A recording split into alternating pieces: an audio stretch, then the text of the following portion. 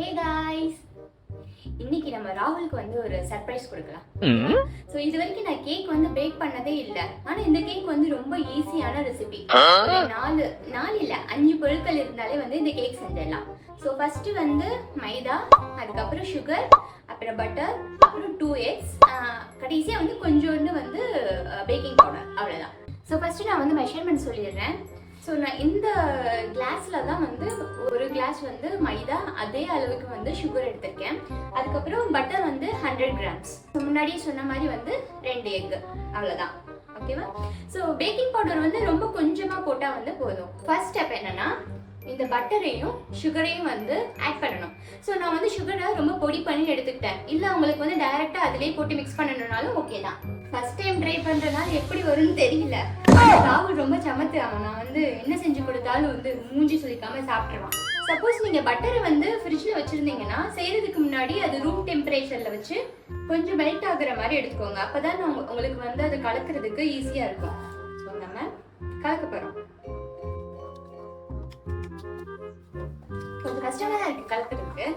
Okay, so இது ரெண்டுத்தையும் கலக்கியாச்சு. So next process என்னன்னா, நம்மளோட 2 எக்ஸையும் இப்போ அதுல உடைச்சு ஊத்தணும். சோ இதுதான் இருக்கலே ரொம்ப காம்ப்ளிகேட்டடான ஒரு ஜாப். ஏன்னா எனக்கு எக் வந்து உடைக்க தெரியாது.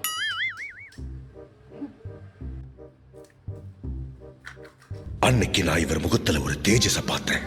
எதையும் சாதிச்ச ஒரு சந்தோஷம் இவர் கண்ணுல எனக்கு தெரிஞ்சது. அதே நம்ம வந்து மிக்ஸ் கூட எக்கையும் போட்டு நல்லா கலக்கணும்.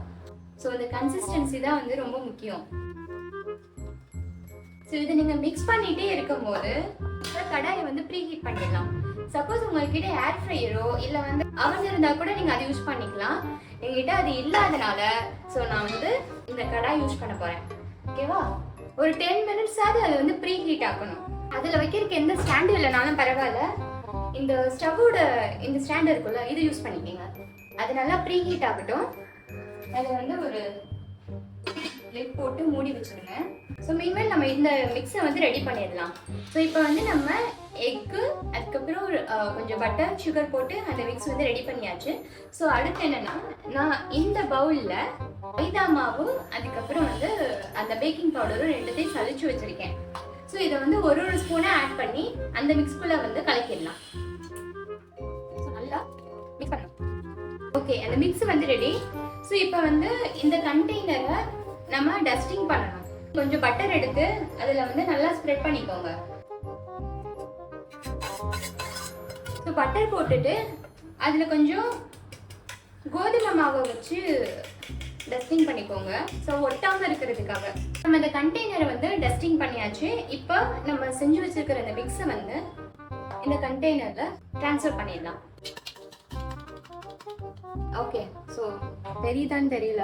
ஸோ இங்கே பாருங்க, நம்ம வந்து இந்த கண்டெய்னரில் அந்த மிக்ஸை ட்ரான்ஸ்ஃபர் பண்ணியாச்சு டஸ்டிங் பண்ணதுக்கப்புறம். டைம் வந்து ப்ரீ ஹீட் ஆகிருக்கும்னு நினைக்கிறேன். ஸோ இப்போ அதில் வச்சுட்டு ஒரு 20 to 25 minutes வந்து அதில் ஹீட் பண்ணுங்க, அதாவது பேக் பண்ணுங்க.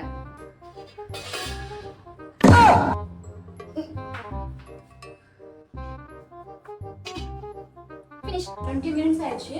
ஐ திங்க் இது பேக் ஆகிருக்கும்னு நினைக்கிறேன். செக் பண்ணலாமா? ஸோ செக் பண்ணுறதுக்கு ஒரு நைஃப் இல்லைனா ஏதாவது ஒரு ஷார்ப்பான ஐட்டமாக எடுத்து